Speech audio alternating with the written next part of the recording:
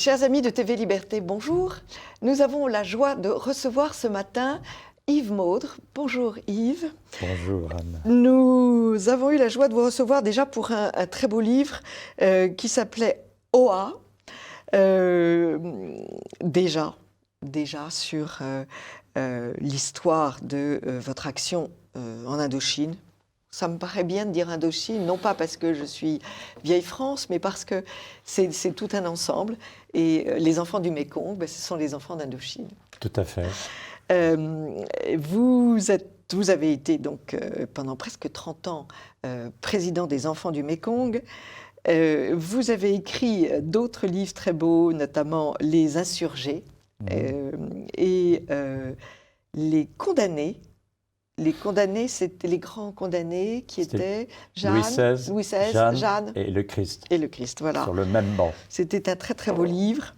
Et vous nous offrez aujourd'hui ce livre qui s'appelle « Ils sont seuls contre le monde », qui est un livre un livre choc. On n'en sort pas du tout indemne, parce que c'est un livre qui montre ces pauvres pays en proie aux conséquences de la guerre, la plupart encore en guerre.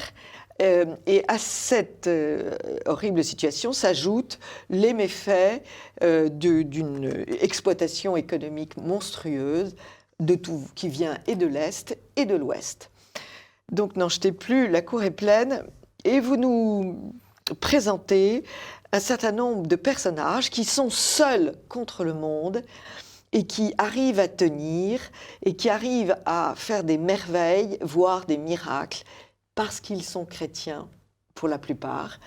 Vous rendez aussi hommage à quelques bouddhistes, mais qui vivent en parfaite harmonie avec les chrétiens. Alors, je voudrais d'abord que vous me parliez de cette première expérience et cette première engagement du jeune homme Yves Maudre qui va soutenir, pendant les années Jaruzelski, qui va soutenir la Pologne, puisque vous créez un comité national d'aide à la Pologne. Ah oui, c'était mes premières années. Oui. Et c'était le moment où Jaruzelski, avec la complicité de la Russie, l'Union soviétique, avait donné un coup d'arrêt très net à tout le mouvement Solidarność, qui avait réuni pour la première fois dans l'histoire de la Pologne les étudiants avec les ouvriers. Oui. Il y avait grâce à quelqu'un dont on parle assez peu, qui était un prêtre ami de Jean-Paul II, qui s'appelait le professeur Tischner. C'était un grand intellectuel qui écrit et qui était arrivé à mettre les ouvriers polonais en lien avec les étudiants polonais dans un même rythme de contestation. Et ce qui a permis au pays, dans toute son intégralité, de se soulever contre le régime communiste. Ce qui nous manque en France. Et voilà, il faut un fédérateur de confiance. Mais ce fédérateur, qui était le professeur Tischner, l'a fait avec une grande habileté, une grande intelligence, et il avait préparé avec des réunions régulières entre Lech Walesa, entre parce que c'était des mondes très différents. Complètement. Puis même, il y avait une certaine méfiance les uns par rapport aux autres. D'abord parce que les étudiants, quand ils s'étaient soulevés auparavant, le mouvement ouvrier n'avait pas suivi. Et réciproquement, quand les ouvriers ont suivi, il n'y a pas eu d'écho, je dirais, médiatique derrière. Et donc, avec aussi, et évidemment, l'acteur central que tout le monde connaît, qui était Karol Wojtyła, qui est devenu Jean-Paul II, et qui soutenait... Et le père Populescu. Et le père Populescu qui a terminé comme martyr. Et on peut dire que Jean-Paul II aussi a été martyr. Bien sûr. Il a subi un attentat sur la place Saint-Pierre.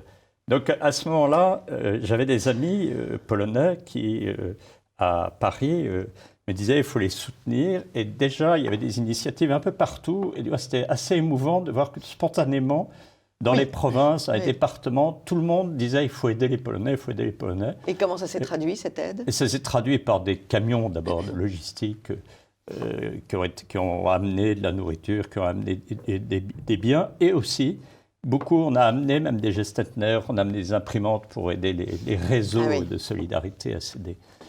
Et du coup, l'idée de cette de se lancer ces comités un peu partout en France, a suscité un enthousiasme extraordinaire dans la jeunesse française. Mais extraordinaire. Ils redécouvraient, au fond, la traditionnelle alliance qu'il y avait entre la Pologne franco-polonaise.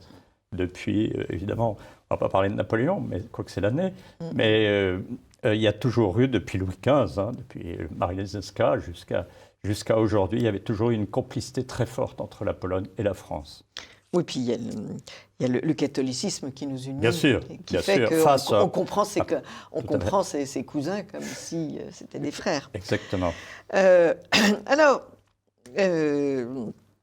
qu'est-ce qui fait que vous vous intéressez donc à l'Indochine après? Pourquoi est-ce que vous partez en Indochine? C'est le pur des hasards. J'ai rencontré... La Providence. Oui, pardon, excusez-moi, autant pour moi.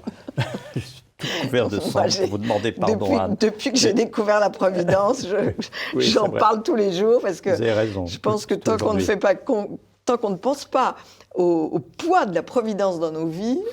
Oui, c'est vrai que c'est tout. Et ça, vous avez totalement raison, ce livre en témoigne. Vous le dites d'ailleurs, vous parlez du hasard et entre parenthèses, vous écrivez la Providence. Oui, tout à fait. Je ne fais que vous citer. Je mets le hasard ou la Providence. Oui. Bon. Et oui, il y a un passage qui est vraiment évident où la Providence m'a pris en main et m'a pas donné le choix de la décision que j'avais à prendre. Alors que je pars à un moment où je voulais pas aller rejoindre des populations du nord-ouest du Cambodge, qui avaient été bousculées par les Khmers rouges, repoussées à 50 km au sud après les persécutions. Et j'avais dit à mes volontaires de l'époque, on n'y va pas. On n'y va pas, la raison et il faut que vous restiez. Et puis, moi que vous me posiez la question tout à l'heure. Non, continuons. Et j'étais à ce moment-là, je venais d'Hanoï, j'arrivais à Phnom Penh, et je vais me coucher dans une petite espèce de galta qu'on avait en haut d'une maison en bois à Phnom Penh, qui était dans un état épouvantable, c'était les années 91. Hein. Et là, mes deux volontaires me disent, vous n'avez pas le droit de laisser la population seule, c'est scandaleux, vous devriez au moins avoir le courage de leur dire les yeux dans les yeux. Et moi, je dis non, je ne veux pas exposer des jeunes dans une situation difficile, et ça ne servira à rien. Vous aviez charge d'âme. Exactement. Donc je dis non. Et puis je monte me coucher, et je trouve sur un tabouret en bois une Bible dont je n'avais pas remarqué. Une Bible, c'est ces petites Bibles qu'on trouve dans les hôtels en Europe du Nord, là, un Gédéon. Voilà. Et je l'ouvre au hasard. Parce que j'étais préoccupé, j'avais l'esprit encombré en me disant, bah oui, ils ont peut-être raison, mais enfin bon, non, j'ai pris la décision. Et je vois Jérémie 1, oracle à Jonas, il y avait marqué, va auprès de mon peuple qui souffre d'un ennemi qui vient du nord. Les Khmers rouges étaient descendus du nord du Cambodge, avaient bousculé les familles tuées et pillées, les populations avaient fui au sud. Va, je serai autour de toi comme une garde d'airain, va, n'aie pas peur. Alors, je descends l'escalier à 2h du matin et je dis à mes garçons, bon écoutez, on y va. Et on y est allé dans une situation un peu rocambolesque. On y est arrivé et là, on a trouvé une population qui nous attendait et pour laquelle on était vraiment la lueur d'espérance. Et aujourd'hui, c'est une des plus belles réalisations d'enfants du Mékong dans la zone, puisqu'on a un garçon tout à fait étonnant qui est là-bas depuis 24 ans, qui s'appelle Martin Mandio, qu'on appelle l'ours. Et qui a un rayonnement sur cette population du Nord. Mais c'est la Providence qui a décidé. Et ça, c'est la Providence. Mais la première décision, le premier voyage que vous avez fait, pourquoi est-ce que vous... Parce que j'ai rencontré le fondateur d'Enfants du Mékong. Ah, c'est ça. Et ce vieux fondateur qui a eu une vie tout à fait extraordinaire, qui était l'enfant d'une femme de ménage de l'île Barbe à Lyon. Qui s'appelait René Péchard. Voilà. Qui a eu une vie un peu difficile, il s'est engagé, puis bon, voilà. Et finalement, à la suite des circonstances de l'histoire, en 1942, il fait une erreur historique. Donc en 1945, il est condamné à mort par contumace.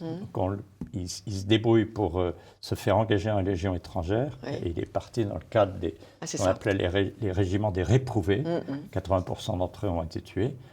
Et il est parti se battre. Et il a été fait prisonnier immédiatement par le Viet Minh en 1949. Et cet homme a oublié dans les accords de Genève de 1954, il est resté jusqu'en 1958 dans les géoles avec des fers aux pieds, traversant le Vietnam. On les faisait traverser. Alors, il a été au fameux camp numéro 1 où 75% des Français sont morts.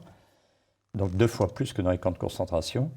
Et cet homme, tout à fait étonnant, a traversé le Vietnam, on l'a emmené du sud jusqu'au nord avec des fers aux pieds. Et il a vécu, et quand il est sorti en 58, cet homme qui faisait 1m82 faisait 37 kilos. Donc on voit oui, donc il a vécu la vie des Indochinois du temps, et donc il a décidé de rester. Oui, et alors voilà, alors du coup, en 58, il est allé s'installer au Laos, et là, il s'est improvisé dentiste. Mais improvisé. Il arrachait mieux les dents, je pense, que leurs camarades locaux. Et du coup, mais il est devenu tellement bon dentiste, alors qu'il n'avait fait aucune étude dentaire, il est tellement bon dentiste que toute la communauté française se faisait soigner chez lui. Et en 1975, condamné à mort par le Pathet Lao, le Parti communiste laotien, il fuit avec plusieurs jeunes et il vient s'installer ici en France, d'abord à Valence, puis ensuite à Asnières. Et il est mort à Asnières, enfin il est mort, on l'a enterré à Asnières. Et voilà, et je l'ai rencontré à ce moment-là. Et j'avoue que j'étais cet homme d'une intelligence, d'une humilité, d'une intelligence exceptionnelle, parce que la vie l'avait rendu extrêmement fin sur la connaissance de l'être humain. Hein, oui, vous dites souvent que la souffrance, la prison donne une acuité aux intelligences énormes. C'est tout à fait énorme, tout à fait considérable. Et puis c'était un homme profondément spirituel. C'était vraiment un être... ce qui est le plus beau dans la nature populaire française, d'avant la guerre de 40, où on avait le sens du devoir d'État, où soit l'école républicaine copiait l'école des frères des écoles chrétiennes, c'est-à-dire on enseignait la droiture, le sens du devoir, le sens de la parole donnée, le sens du... Il y a une pudeur dans... Non, mais c'est pour ça que j'ai envie de revenir sur la cause de sa condamnation. Qu'est-ce qu'il avait fait en 40 Il était parti à la LVF. Alors du coup, oui, il y a beaucoup de gens qui sont partis à la LVF et qui étaient animés de plus pur anticommunisme. Et résultat des courses, en 2021, nous avons des maires communistes en France. Donc pour moi, ce n'était pas un péché d'être anticommuniste en 41. Mais bon. Ouais, enfin, je ferai une réserve, c'est que, comme disait mon père, ça ne méritait pas la condamnation à mort. Non, surtout qu'il n'a jamais été engagé contre des Français. Hein. Voilà. Et moi, il y a une chose, comme disait mon père, on ne porte pas l'uniforme d'un pays qui vous occupe. Bon, c'est un peu difficile. Oui, non, c'est sûr, mais en dehors de ce problème d'uniforme, le combat anticommuniste était quand même important. La preuve, c'est que le communisme a perduré et pas le nazisme. Oui, mais je suis contente d'avoir posé la question parce que ça m'étonnait qu'un homme aussi droit comme vous le présentiez ait fait quelque chose de très vilain. Non, il n'a pas fait quelque chose de très vilain. Jamais. C'est une des questions qu'on lui a posées. Ouais. Il a dit, écoutez, en toute honnêteté, alors que c'est un homme humble, je n'ai jamais fait quelque chose contre l'homme. Bien sûr, bien sûr. Donc vous rencontrez cet homme qui vous il me séduit tout de suite. Qui vous invite, qui vous dit, il faut faire quelque chose. Bénévolement, il était avec son vice-président. Et c'est lui qui a commencé à aider. Ah oui. Alors tout de suite, quand il est rentré en France, il était venu d'abord avec certains jeunes orphelins dont il s'était occupé au Laos, car il avait ouvert un grand foyer au Laos. D'accord. Et il est rentré en France avec ces jeunes. D'accord. Et du coup, il m'avait dit de l'aider bénévolement. Et alors, il y a un passage absolument clé qui est... dans votre livre, c'est cette rencontre avec le père Sérac, vous-même, et un bouddhiste. Oui, et vous décidez qu'il faut faire quelque chose.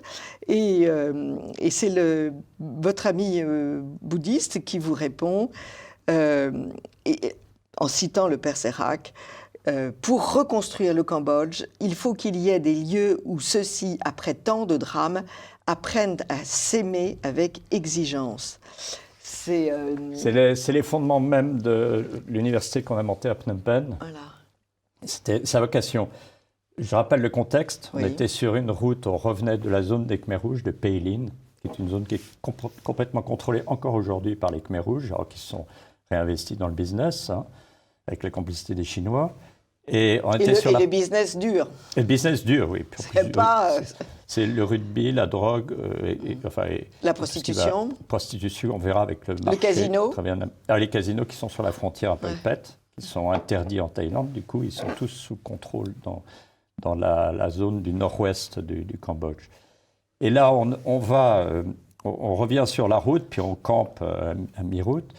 Et le soir, en discutant, on se dit avec Manichanda, que j'aimais beaucoup, c'est un ancien vénérable, donc de pagode, et il dit c'est bien de former, comme le font toutes les ONG, donner une formation technique, soit médicale, soit intellectuelle, soit en informatique, etc. Partout, on nous voit des écoles. Mais s'il n'y a pas une éducation morale et même spirituelle, ça ne sert à rien. Parce que les jeunes qu'on va sortir de leur fin fond de leur campagne, dont on va faire des ingénieurs, ils ne sont pas habités par le souci du prochain et le souci du bien commun. Ils vont s'enrichir pour eux ou leur clan familial, mais ils vont même piller, quoi. Et il faut absolument créer une école, donner une formation anthropologique, humaine, qui soit très forte. Et c'est la raison pour laquelle on a décidé avec Manichanda et le père Serac de créer donc l'université du centre Christophe Mérieux grâce à l'aide conséquente d'Alain Mérieux. Et du coup, on a monté toute une formation avec l'Institut de philosophie comparée qui est à Paris. On a monté toute une formation anthropologique très forte sur ces jeunes qui n'ont rien. Alors on les fait passer de la vie la plus basique de vie de petits paysans, où on vit dans une agriculture de survie, consommation de survie, tout de suite à un bac plus 5, sans leur apporter la formation morale et spirituelle nécessaire pour qu'ils sachent que les biens qu'on leur donne et la formation qu'on leur donne doit être utilisée pour le bien commun, pour le sens de leur patrie. Mais vous créez une université, mais vous créez aussi et surtout des écoles techniques et des fermes. Des écoles techniques pour qu'ils puissent travailler et la formation professionnelle, on insiste beaucoup. Une formation professionnelle bien utile, et des fermes pour qu'ils puissent se nourrir, puisque en fait, le pays est en état d'inanition généralisée. Mais le drame, c'est que ce sont tous les pays... ça y est, il y a un effet de loupe. Parce qu'actuellement, on a attaqué la Birmanie, alors qu'ils maintenant se retrouvent... on repart en arrière, là, avec les drames qui se sont produits il y a un mois. Mais on s'aperçoit que ces pays ont des grandes intelligences en potentiel. Je pense à la Birmanie, le Vietnam, c'est évident. Mais que vous avez un phénomène de loupe sur l'économie brillante des grandes villes, où vous allez voir des magnifiques immeubles, etc. Et ça ne concerne qu'une minorité. Mais comme en Chine. En Chine, ça profite à 300 millions d'habitants, mais ils sont 1,3 milliard. Bien sûr, à crever de faim et à vivre dans des conditions monstrueuses. C'est évident. Alors, vous montrez que, malheureusement, pendant tout le temps de vos voyages et de votre présence là-bas, le pouvoir des juntes communistes était effrayant, avec des exécutions, des vols, des enlèvements. En Chine, il y a à peu près 6000 exécutions tous les ans. Ouais, c'est considérable. La peine de mort est pratiquée 6000 fois. Quoi. Mais dans ces pays-là aussi, puisque à la suite d'erreurs successives et dramatiques, on a donné le pouvoir à des gens, on a laissé le pouvoir à des gens monstrueux. Mais il y a aussi un autre... Bon, alors ça, c'est les exactions, les enfermements, les relégations en camp, tout ça, vous le racontez de façon effrayante, des prêtres et des évêques qui se tapent 20 ans d'incarcération. Ouais, ou 40 ans, comme le père Luc Zhang. 40 ans, avec des martyrs, avec des... Et alors, on va en parler tout de suite. Vous montrez comment, au-delà d'une certaine souffrance et de remise dans les mains de Dieu, il y a finalement une joie qui irradie le prisonnier. C'est extraordinaire. Tout à fait miraculeux. Je vais donner un exemple dont je parle dans mon livre. Là, c'est le père Luc Zhang. Oui. J'arrive à l'aéroport du Nord, je ne vais pas dire où, une région. Et en sortant, vient me chercher une petite équipe qui me prend à la sortie de la frontière. Et puis il m'emmène dans un grand parking d'un espèce de supermarché immonde.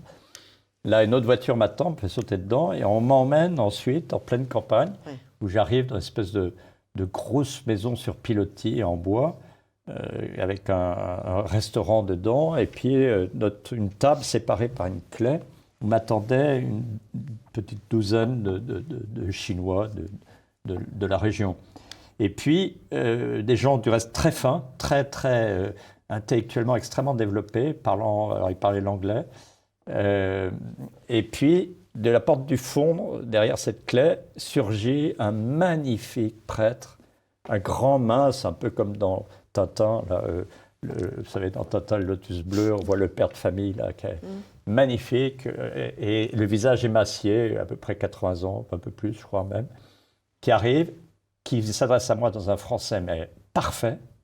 Il s'assied, et puis en parlant, il me raconte son existence, et il me dit, quand j'étais jeune prêtre, donc en 45-46, j'avais demandé à notre évêque, qui s'appelait Monseigneur de Goros-Tarzou, donc un MEP, missionnaire de Paris, c'était son évêque, si je pouvais rentrer, j'avais une vocation cartésienne, si je pouvais rentrer chez les Chartreux en France. Oui. Et lui, l'évêque, sentant l'évolution, la dislocation du pays, dit non, on a besoin de pasteurs qui protègent les brebis, etc. Donc je te demande de rester près de tes brebis. Et il m'a dit, il me l'a refusé, j'étais désolé, mais heureusement, Mao Tse-tung me l'a accordé. Il m'a mis 40 ans en cellule. Oui. Avec un humour. Oui, ils sont habités par aucune... Un humour et une sagesse. Oui, une sagesse et aucun esprit de vengeance. Il n'y a aucune... La justice, ils la souhaitent pour les leurs, mais eux-mêmes, ils ont dépassé ce stade. Ah oui. Et impressionnant, avec une espèce de paix, d'humour, une joie. Ils ont une volonté de la joie. Ça, je crois vraiment. Oui. Oui. Qu'ils ont déjà en eux. Oui. Mais génétiquement, j'allais dire, si c'est encore permis de le dire. Ça s'est révélé au moment de leur souffrance. Vous montrez combien, dans la plus grande des misères, les femmes gardent le sourire, les enfants, bien sûr, qui ne sont pas conscients, sont heureux. Et, oui, ça, aux Philippines, j'ai vu. Mais vous nous donnez des exemples. On va en terminer avec la situation, l'état des lieux. Vous montrez que la mondialisation n'est pas chose heureuse. Ah non, ça, quand Kouchner disait « le monde est un village », je dis non, c'est une terra incognita pour la plupart des gens maintenant. Tout le monde est déplacé. C'est dramatique de voir ces mouvements de population qui déracinent, dus à des investissements massifs. Des expulsions, tranquillement. Complètes. Notamment, je voyais au Cambodge les expulsions par l'armée au profit du gouvernement cambodgien. Ça, je peux vous dire, c'est très impressionnant. Hein. Les soldats arrivent, les pauvres paysans qui vivent là sont expulsés pour ensuite pouvoir faire exploiter les forêts au profit des caciques du régime. Et les caciques du régime se distribuent après les parts. Oui, et deviennent milliardaires. Vous citez aussi l'exemple de tous ces pêcheurs qui, avant, vivaient de leur pêche, mais maintenant, les gros bateaux de pêche industriels arrivent de Chine.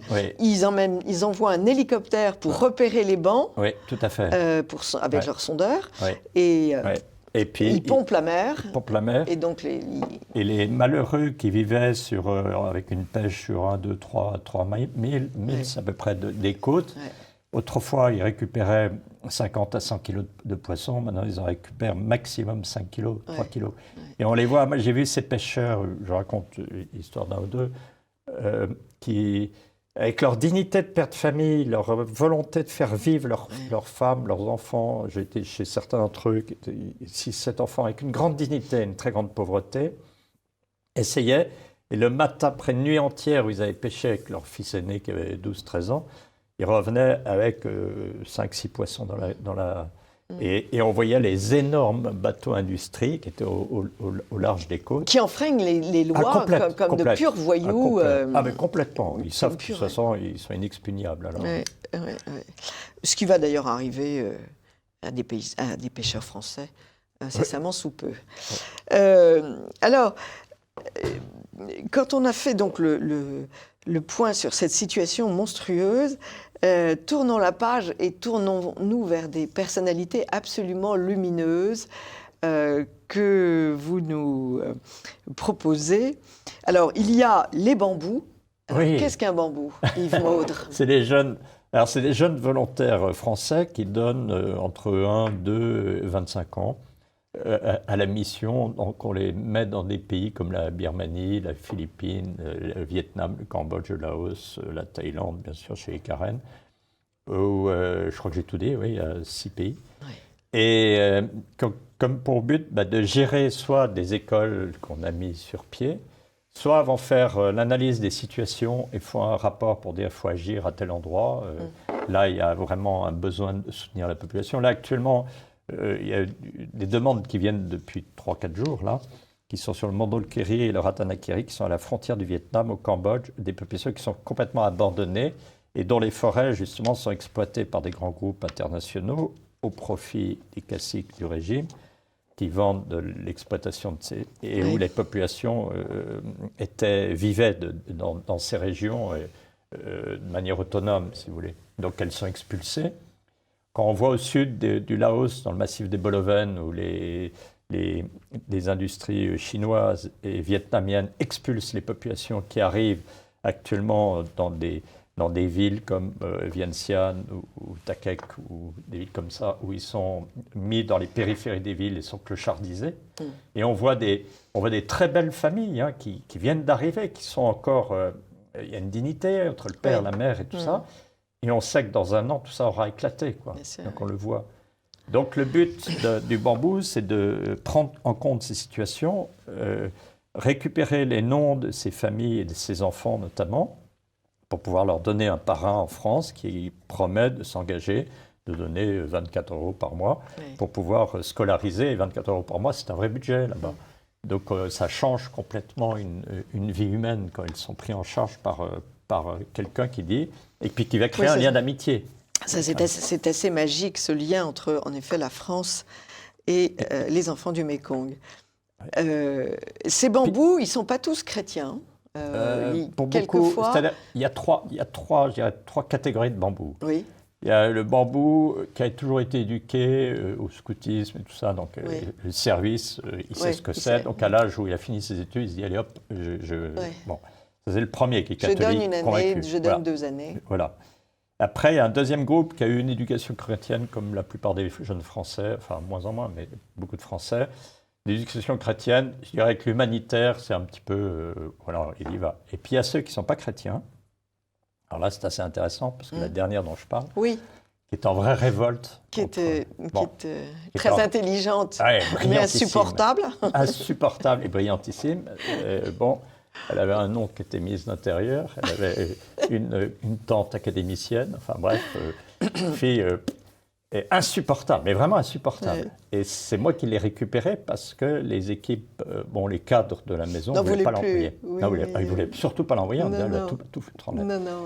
Et elle a vécu à côté d'une femme qui s'appelait Pityu, qui était une femme convertie du bouddhisme au catholicisme et qui s'occupait d'assister les enfants en phase terminale du sida. Donc quelque chose de très lourd, très, très éprouvant, très lourd et tout.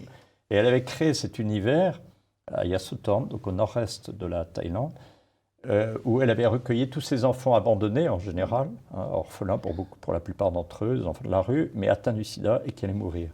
Donc pour leur donner une mort heureuse, enfin en dignité. Donc, et un Mère Teresa. Complètement. Mais pour des enfants. Pour des enfants, oui. Ce qui est encore plus dur. Oui. J'avais envoyé cette jeune fille là-bas. Et il y avait un père des missions étrangères de Paris qui était extraordinaire, il s'appelait le Père Nicolas, qui vivait à côté et qui avait accueilli la jeune fille, je ne dirais même pas son prénom, chez elle. Et cette jeune fille qui était anticléricale violente, qui faisait sa crise très violemment, etc., qui bouffait du curé toutes les heures. Vous savez où elle est maintenant aujourd'hui? Oui, au Carmel.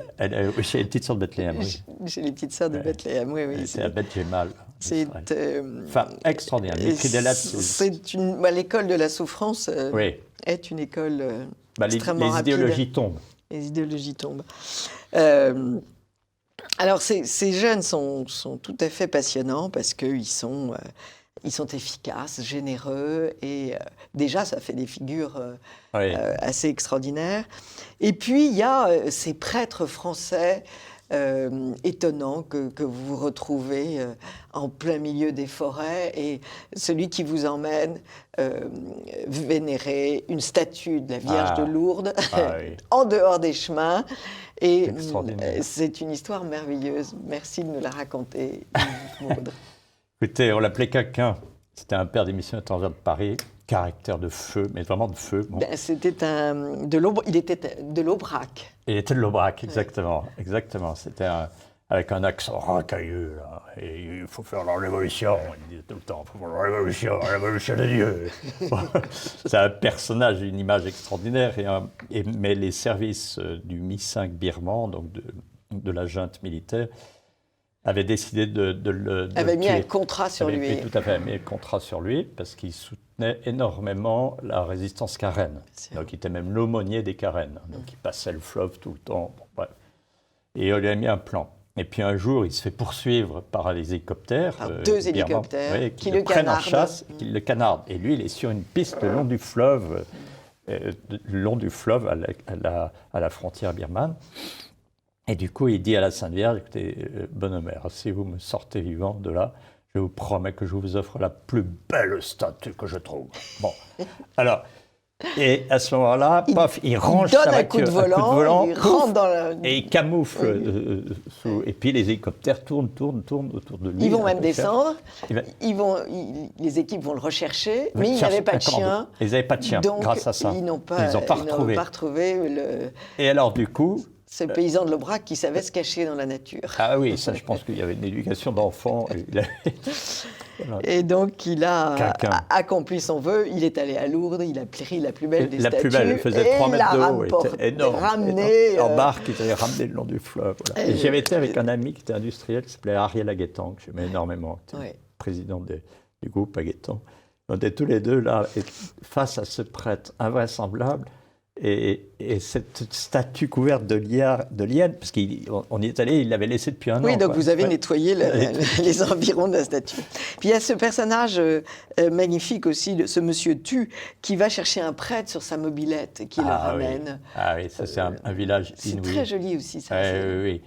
Ça, il passe une nuit en mobilette pour aller chercher qui n'est pas tout jeune. Non, qui avait fait 10 ans de camp de rééducation, qui avait son béret basque vissé et qui était aveugle. Oui. Et il était sur son porte-bagages pour venir pendant une nuit entière sur des pistes pour pouvoir soutenir la population. Et ce prêtre va dire une chose magnifique. Il dira à un moment, je dis, mais elle est belle. Il y a une chose que j'ai remarquée dans les regards des enfants de ces pays innocents. Vous avez une lumière, mais qui est très particulière. J'avais emmené Antoine Garcin avec moi, qui était le chanteur de l'opéra de Paris, le solo basse. Qui a écrit un très joli livre aussi sur... Sur Indochine. Tu es un spécialiste. C'est ça. Oui. Et on voyait ces regards, et à un moment, je dis au prêtre, mais écoutez, ils sont magnifiques, vos jeunes, là. Il me dit, oui, je les confesse tous. Ils étaient, je ne sais pas combien, 1500. Oui, je les confesse tous. Et tous? Oui, il n'y a aucun problème de ce côté-là. Et il m'a dit, ils sont tous innocents. Alors, pour qu'un prêtre puisse vous dire que toute sa communauté, ils sont tous innocents. Ça, je me souviens. C'est beau, oui. Ah, magnifique. Et c'est vrai qu'il y a une lumière dans ces enfants, dans ces enfants qui vivent à la campagne, dans la beauté de la création tout le temps, qui n'ont ni Internet, ni smartphone, ni télévision, etc. Il y a une espèce de lumière qui est particulière, qui est très belle. D'ailleurs, à propos de la confession, vous donnez la parole à un prêtre à qui on reproche d'être là alors qu'il n'y a plus de prêtres en France. Oui. Et il répond de façon exaspérée. Qu'est-ce qu'il répond ? Pour le nombre de gens qui viennent se confesser en France, il y a trop de prêtres. Voilà. Je ne vous dirai pas son nom, mais une touche de presse. C'est radical. Hein, on en prend plein la gueule. C'est ça, Avec raison. On lui reproche d'être missionnaire. On lui reproche d'être missionnaire, absolument. Alors, quelle personne, oui, où il y a vous présentez aussi des Vietnamiens de gens de très haut niveau, intellectuels, sociaux, qui ont été absolument massacrés par les nouvelles autorités, alors qu'ils auraient pu refaire renaître le pays. Vous savez, le principe des régimes communistes, c'est qu'on donne des responsabilités toujours aux plus idiots. Mais c'est volontaire, c'est-à-dire que les pour pouvoir les manipuler. Il ne faut pas qu'ils soient trop idiots, parce qu'il faut qu'ils aient conscience de leurs limites intellectuelles pour savoir que ce n'est que le parti qui leur permet d'avoir ce poste d'autorité. Donc il ils sont prisonniers quoi, du système parce qu'ils savent que si jamais le parti s'écroule, il s'écroule. Je me demande si ce n'est pas la même chose dans nos pays occidentaux. Je ne vous laisse pas tirer une conclusion. Oui, je ne sais pas pourquoi, mais j'y pense très très sérieusement. Mais c'est très étonnant. Hein. Alors peut-être qu'à la tête, vous avez... Mais en général, le niveau est très bas. Hein. C'est très impressionnant quand vous discutez avec les autorités, pas parler des pays des uns des autres. C'est ce qui est arrivé en Birmanie, hein, c'est que Aung San Suu Kyi, que personnellement je défends totalement. Ah oui, c'est intéressant ce que vous dites. Oui. Ah oui. C'est une femme qui a été héroïque, oui. Très héroïque contre ce qu'on appelait l'organisation du Parti socialiste birman, donc c'est le régime de la junte militaire, hein, qui était soutenu par la Chine, il ne faut pas l'oublier. Et cette femme qui est arrivée avec un courage incroyable à percer avec le soutien de la population. Alors, on lui a reproché son silence sur les Rohingyas. On oublie deux choses. La première, c'est que cette femme, d'abord, n'avait pas la totalité de l'autorité sur le régime, puisque les militaires obligés de provoquer des élections en 2014 ont exigé de garder l'autorité sur l'armée, sur les frontières et sur la police. Donc, elle ne pouvait pas agir. Et quand les Rohingyas se sont soulevés, soutenus par des pays du Golfe, il ne faut pas l'oublier. Hein, il y a beaucoup d'intégristes dans les Rohingyas, qui sont une population apatride qui est à cheval entre le Bangladesh et la Birmanie. Ces populations, au moment où Aung San Suu Kyi avait lancé une commission avec Kofi Annan pour pouvoir récupérer ces populations, à trouver un moyen de les assimiler, je dis bien assimiler, non pas intégrer. Hein. La réponse a été que l'armée de libération des Rohingyas a attaqué près de 120 postes de police et a provoqué une surréaction de l'armée. Et quand l'armée a vu que la totalité de la communauté internationale menée par le très démocrate Erdogan, qui a mené et qui demandait un procès de Nuremberg contre Aung San Suu Kyi. Hein. Et l'armée était trop contente de faire passer la responsabilité sur elle. Et quand on a vu que notre malheureux Hidalgo a retiré la citoyenneté d'honneur de Paris à Aung San Suu Kyi, la population birmane s'est soulevée en disant « mais c'est pas possible, on est en train d'accuser cette femme d'une responsabilité dont elle n'est pas la cause. Au contraire, elle avait essayé d'intégrer ces populations. » Et du coup, l'armée, donc il y a un mois, profitant de la perte de l'autorité morale de Aung San Suu Kyi sur la communauté internationale, profitant que l'Europe et l'Occident est complètement confinés et complètement pensent qu'à son problème de Covid et ne s'intéresse plus, et avec le soutien de la Chine, qui lui a donné le feu vert, a provoqué le coup d'État et a exécuté plusieurs personnes, et elle est mise en prison. Enfin, et maintenant, ça y est, la page est tournée, et on revient 10 ans plus, alors qu'il y avait vraiment une ouverture extraordinaire. Le cardinal... Et alors, il y a une chose aussi, c'est quand les analystes dans Le Monde, le journal Le Monde, avaient dit Aung San Suu Kyi a énormément déçu les minorités, Chan, Karen, Karenni, Kachin, etc. C'est là où elle a fait les meilleurs scores. Alors, ok, d'accord. Le Monde n'en est pas à une désinformation près. Je crois qu'ils ont battu leur coup.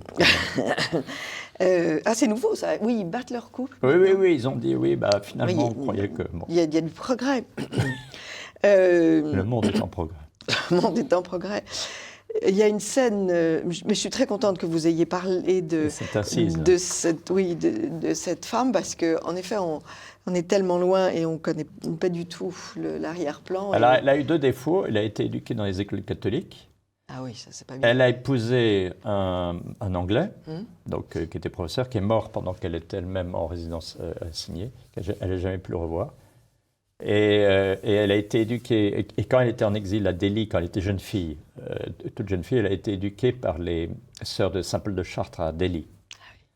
Donc elle est très marquée. Le cardinal Beau, donc le cardinal archevêque de Rangoon, l'aimait énormément. Et je l'ai vu se mettre en colère contre la position de l'Occident. Mais en colère, vraiment. Ceci explique cela. Il fallait l'éradiquer parce qu'elle était trop catholique. Il y a une scène magnifique qui est très très belle et que vous terminez avec beaucoup d'humour. C'est la scène du baptême ce prêtre qui va franchir des obstacles incroyables et qui va baptiser dans l'eau d'un étang ou d'un fleuve, je ne sais plus. D'un fleuve. J'ai une photo même. Et qui dit je baptise en jaraï. Non, je baptise en latin parce que le diable ne connaît pas le jaraï. Ça, c'est... Tout à fait. C'était un prêtre magnifique, c'est l'aumônier des jaraï. C'est un Vietnamien, lui. Oui, c'est un Vietnamien. Oui, Vietnamien appartenant à la bourgeoisie vietnamienne, très éduquée à Saigon, dans des écoles, etc. Et il va vivre avec les jaraï pendant 10 ans. Il n'aura pas un seul baptême, pas un seul. Pendant 10 ans. Alors, il désespère, donc il va voir son supérieur en disant « je doute ». Et puis, il se dit « même, mais je ne suis pas de jaraï, quoi. La population même, ça je le sens bien, mais voilà, mais je ne suis pas des leurs. Bon. Et puis, donc, il part, et puis il est persécuté par le régime, donc voilà, et il revient vivre avec les jaraï, donc il s'habille, il vit dans son hamac comme eux, il tire à l'arbalète pour chasser du gibier, enfin bref. Et un beau jour, il y a des petites jeunes filles qui viennent le voir en disant « mais vous êtes parti, on avait peur que vous partiez, tout. » Mais c'est pas possible parce que vous êtes notre père. Et alors il dit « bah oui, mais je suis pas de jaraï. » « Comment vous n'êtes pas de jaraï? Vous êtes jaraï. » Et d'un seul coup, il paraît que toute la population est venue le voir, et alors les baptêmes là sont partis en flèche. Alors c'est pour ça qu'il baptise dans le fleuve la lance à incendie à peu près. Il vit toujours. Il vit toujours, oui. Ce sont des scènes absolument... Ah oui, j'ai la photo en plus, c'est une scène magnifique. Absolument magnifique. Oui. Et votre fils qui est lui-même, qui appartient aux missions étrangères de Paris. Et il est chez les Carènes. Et qui est chez les Carènes. Oui. Et puis il y a cette dernière scène que j'aime beaucoup aussi, c'est une procession un soir de Noël qui est faite avec l'interdiction des pouvoirs politiques, ça ne va pas du tout, et donc une certaine inquiétude, une tension très forte. Une tension très forte. Et le maire dit, mais enfin, pourquoi vous n'avez pas interrompu tout ça illico presto? Et on lui répond, parce que c'est votre femme et votre fils, votre femme qui était la Sainte Vierge. Et sa fille. Sa fille, oui, la fille. Sa fille et son gendre. Et son gendre. Toute mignonne. Et donc... qui était sur l'âne. Oui. L'évêque qui me racontait ça, Monseigneur Rapp, qui est mort depuis, qui était gros comme une allumette, qui avait fait 15 ans de camp de rééducation et qui était surtout l'évêque de la ville où est né Ho Chi Minh. Donc c'était le sanctuaire, c'est le Lourdes communiste. Bien sûr, oui. C'est important de l'exemple. Et il me racontait ça en riant, parce que il disait, puis c'était une masse, c'était 10 000 personnes qui pèlerinaient, quoi. Et l'évêché avait été jeté à 12 km de la ville. Et donc, hop, il marchait, puis la police avait absolument interdit. Et du coup, il y avait les Bodoïs qui étaient là avec leurs matraques et leurs boucliers pour affronter la foule. Et puis, le commissaire qui engueule ses officiers en disant « mais pourquoi vous n'avez pas cogné dedans ?» Ils avaient des repris de justice qui cognaient en plus. Bon, très souvent, c'est une méthode communiste, on fait sortir les prisonniers. Puis on leur dit, il y a une réduction de peine si tu aides la police. Bon, alors les gars, ils en profitent. Et là, ça se fait souvent, même ailleurs que chez les communistes. Anne, vous avez des informations. Ça s'est fait en Sicile. On a vu les Américains ont vidé les prisons. Ah oui, tout à fait. Fermons la parenthèse. 45, Et du coup, premièrement, il y a le commissaire de police qui dit à son patron, c'est pas possible. En tête, vous savez qui était? C'était votre fille et votre petit-fils qui étaient dans les bras de sa mère. Yves Baudre, merci beaucoup de nous avoir fait le portrait de ceux qui sont seuls contre le monde. C'est chez Dominique Martin-Morin. C'est un livre qu'il faut lire à petite dose, tellement chaque page est belle. Alors, il faut dire que vous êtes un écrivain, vous n'êtes pas uniquement un patron de société humanitaire, vous êtes aussi un écrivain, ce qui rend les pages très belles et on a l'impression que vous avez des images en tête et vous nous les communiquez. Donc on est dans la jungle, on est au bord du fleuve du Mékong, on sent la chaleur, on entend les moustiques qui passent et qui vont passer dans la moustiquaire qui est trouée. On a l'impression de faire ce voyage avec vous, ces voyages avec vous. Et pour tout cela, merci beaucoup Yves Maudre. Merci. Chers amis de TV Liberté, à très vite.